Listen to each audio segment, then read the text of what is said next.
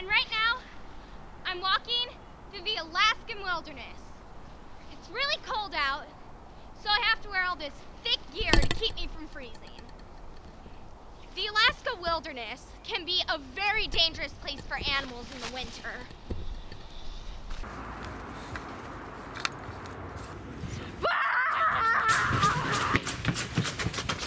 Whew, that was a close one.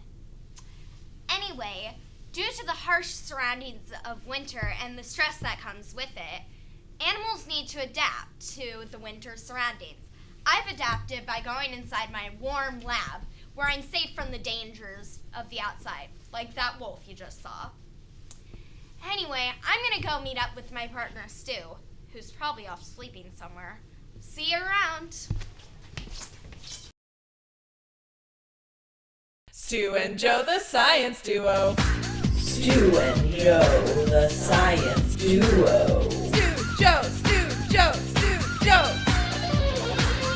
Science rules. Stu, Joe, Stu, Joe, Stu, Joe.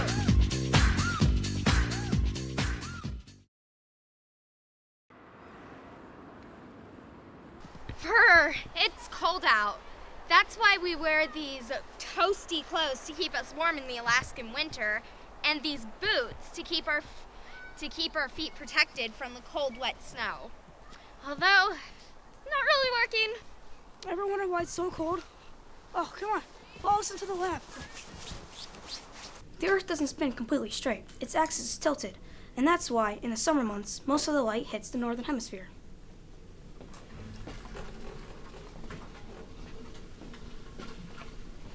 And in the winter months, most of the light hits the southern hemisphere. Less light means that it is colder. Plants don't grow, so animals are stressed for food. Also, snow can make it hard to move around. For these reasons, animals must change to fit their surroundings. This is called adaptation. If animals don't adapt, they will die. When winter comes, an animal can do one of two things. They can stay or they can go. Should I stay or should I go now? Should I stay or should I go? Leaving can mean migrating, like many birds, or dying, like many insects. When an animal decides to stay, they can be inactive or active. When they're inactive, like a bear, they can go into torpor or hibernation. There are many ways that active animals can adapt to their surroundings. They can change their diet, they can camouflage with the snow, they can develop blubber, and much more. Joe, a bird! Look, it's so pretty! Oh. And look, a bear! Oh my God! Joe, I heard that bears stay dormant in the winter and go out every now and then to eat food or stretch. Bats go to sleep in the winter. This is called hibernation. They stuff themselves full of food before they actually go to sleep so they don't starve. There are all kinds of ways that animals can adapt to their wintry surroundings. For example, some rodents are subnivean, which means they live underneath the snow. Sub means under, and nivean means snow. So subnivean means under the snow. And some other animals are supernivean, means they live above the snow.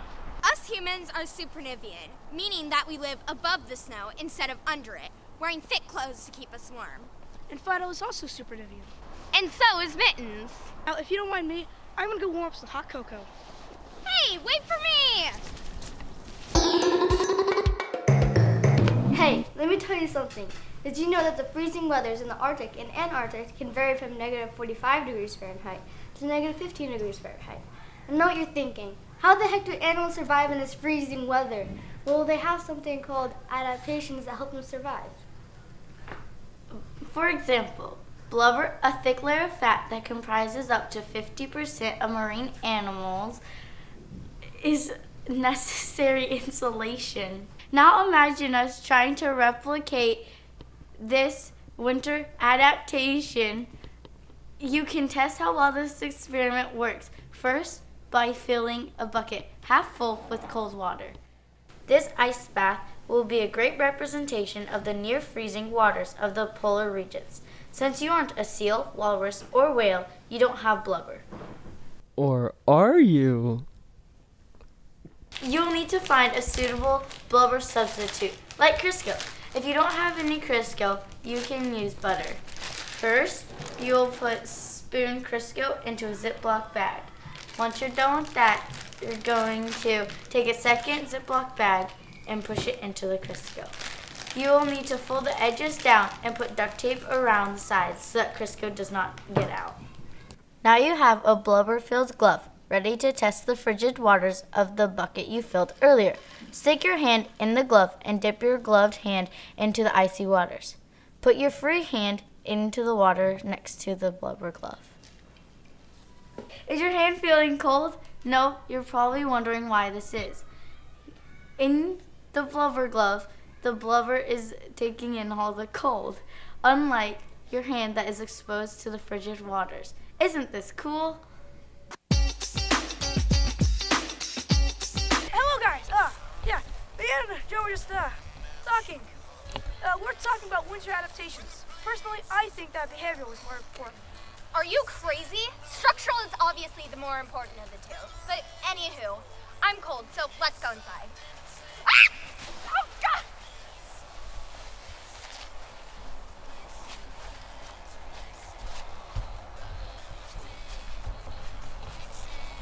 Consider this. In the winter, a chickadee consumes 20% its weight, and it loses it all in the night. Isn't that nifty? Here's a video of them eating. Pink fluffy unicorns dancing on rainbow.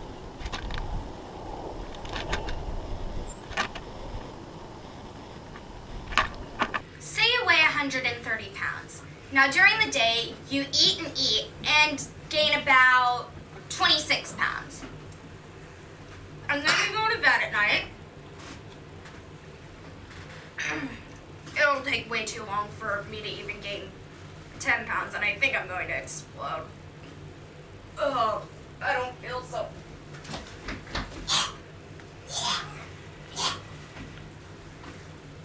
Okay, I think I'm good now. I don't know how chickadees do it without puking up all their food. How about let's try a different tactic? Oh, I have an idea! Ta-da! Isn't it awesome? Isn't it, Stu? Yeah! What is that? It's me as a chickadee. Duh. You're crazy. Anyways, couldn't you just put on this puffy coat and call it good? That's boring. Besides, I know I'm crazy. Anyway, back to the chickadee. Where was I? Oh yeah. So the chickadee eats and goes to sleep, and when it wakes up, it's back to its original 130 pounds. Isn't it amazing that they can just lose 10 pounds just like that? Aren't you just a little jealous of that chickadee? I know I am. A caribou's circulatory system is very interesting. Its veins are wound around each other so that when the cold blood comes back from the extremities, the heart isn't shocked by the cold temperature. Many animals have found a way to conserve heat. The arteries in its arms and legs run parallel to a set of deep veins. This is called countercurrent heat exchange, as Joe said, the caribou. As you can see, animals use countercurrent exchange in many different ways. Gray whales also have countercurrent exchange, but in their tongues.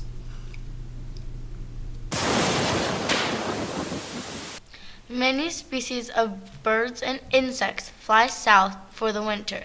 One of the most visible migration is geese. They fly in a V formation to help conserve energy. Maybe you have seen them fly in the air before. Look, there's some now. Each bird flies a little lower than the bird before, reducing wind resistance. The V formation also helps the birds communicate. Try this. Go outside to a playground or go into a gym with your friends and try to run in a V formation. Then see if it is easier to keep track of your friends and communicate with them in the specific formation. I'm going to try that right now.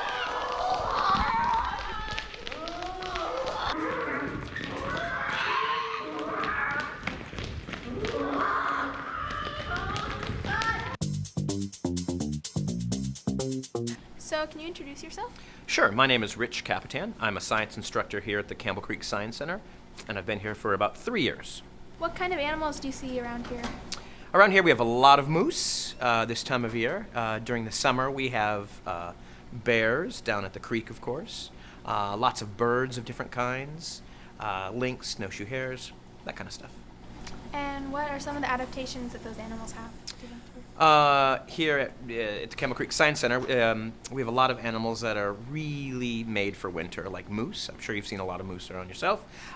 With those really long legs, they're able to kind of keep their bodies out of the snow. They've got a great kind of hair. It's hollow, so it's insulation for them. They've got kind of a built-in heater in their nose to help get warm air into their lungs. So lots of different cool adaptations. And what do you think is one of the coolest adaptations that you've seen? I'm pretty keen on lynx. I like lynx a lot, and probably the coolest thing about them is their feet. They have massive paws, and of course, one that helps to keep them on the snow so they don't sink, and two, it helps them run really fast to catch rabbits or hares. Cool. But and just like your cat at home, it's got excellent eyesight, and it looks like a cat at home, really. So, and again, they're going to use those really big eyes for hunting.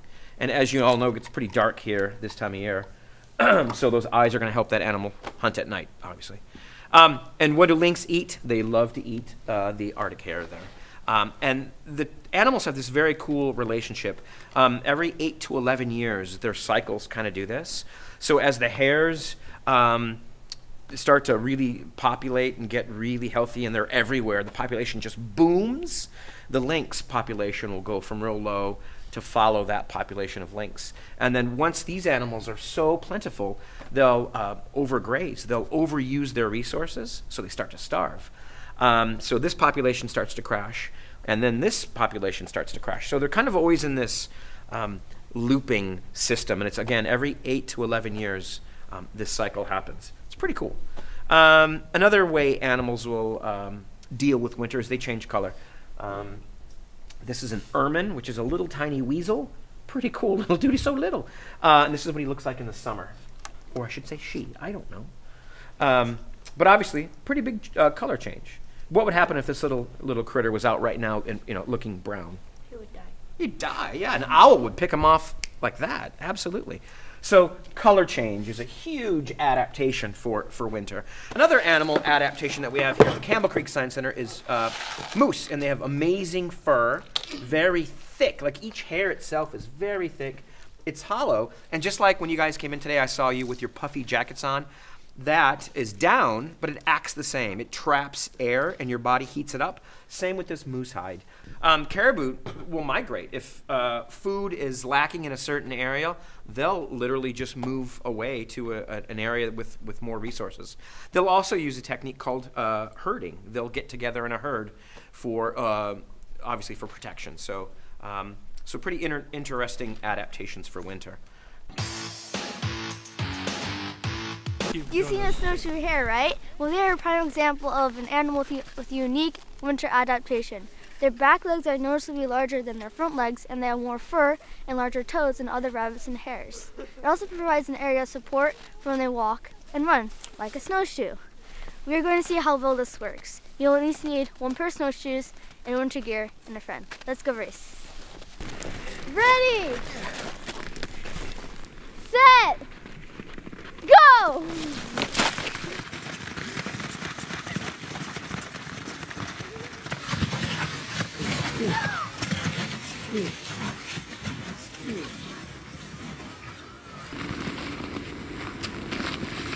Hey Stu, are you ready? We're filming in 1 minute. Wait, what? What?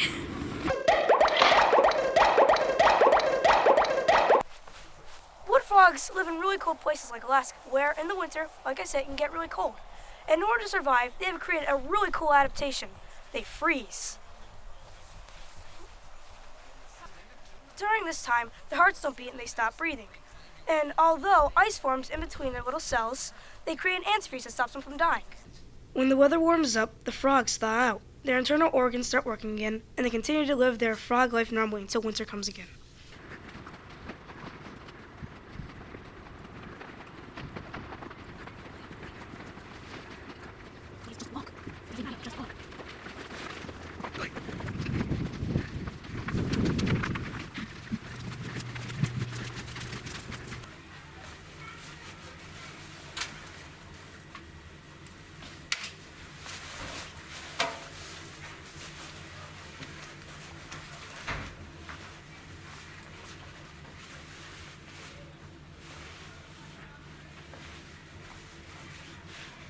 Joe, what are you doing? Your break's over. It's my turn.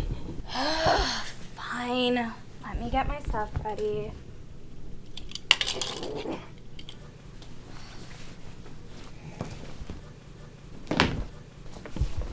What's brown and black but white all winter?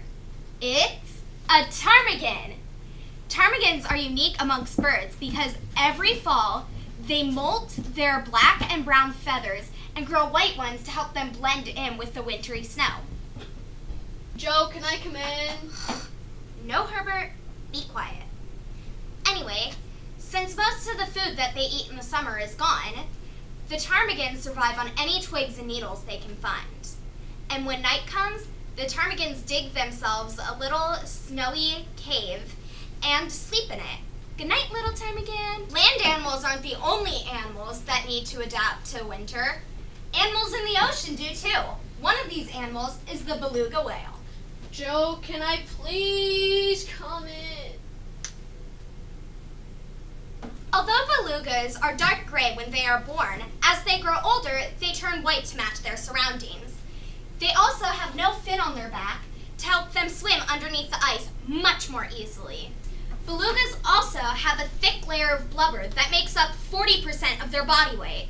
This allows them to survive in very cold water. Joe, let me handle this! Let me handle this, Joe.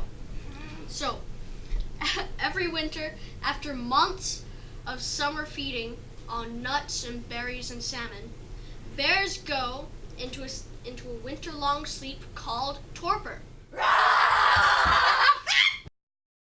The bear's body temperature never changes in the winter, but its heart rate changes from about 40 to 50 to 8.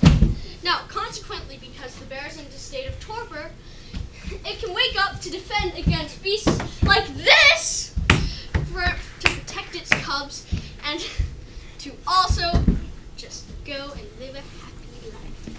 Now, in the winter, the bear goes and loses about 35% of its body mass. Another way squirrels prepare for the winter is by, throughout the fall, they go and maximize food consumption by their weight.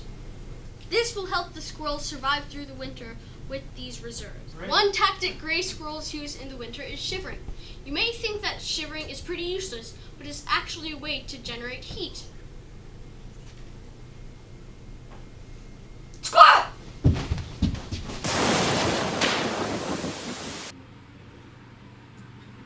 Look closely. Can you find the hidden animal?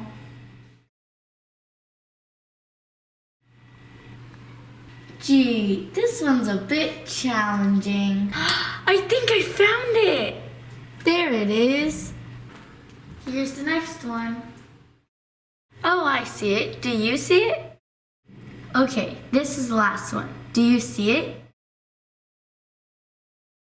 I found it. Good job, me. We can learn from animals about hiding and apply it to hide and go seek.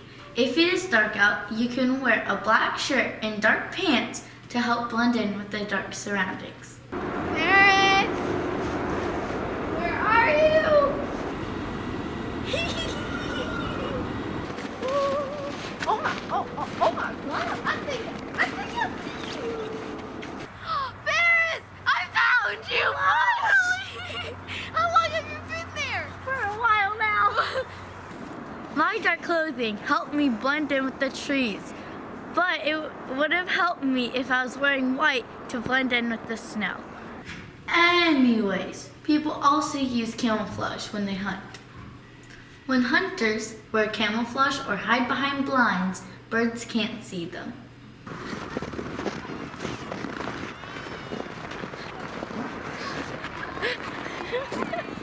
Do I blend in?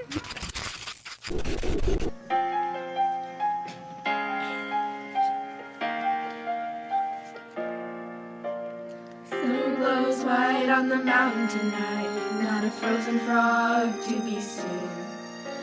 A kingdom of isolation, and it's time to go to sleep. The wind is howling, but I'm deep within my den. Couldn't keep it in, heaven knows I've tried.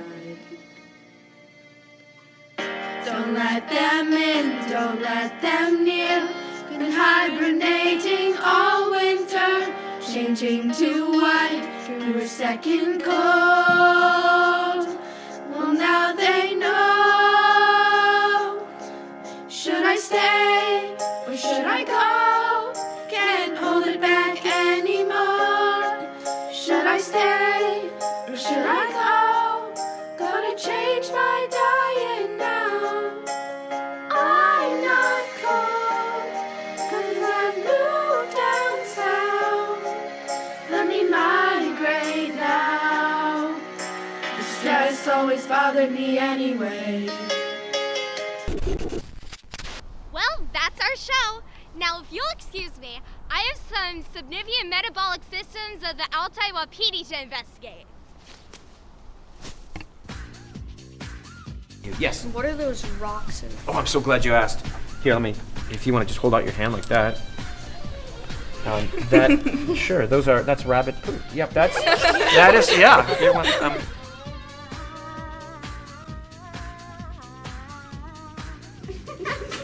There's all that popcorn. Too much popcorn.